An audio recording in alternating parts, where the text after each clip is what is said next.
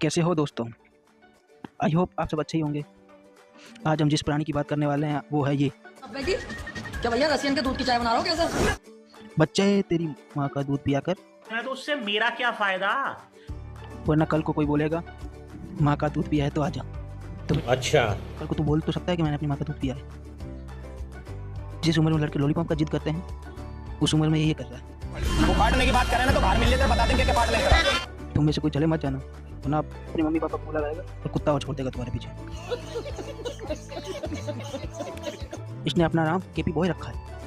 एक तो इनके नाम ओए फुल स्वैग वाले। इसको करते हैं यही खत्म।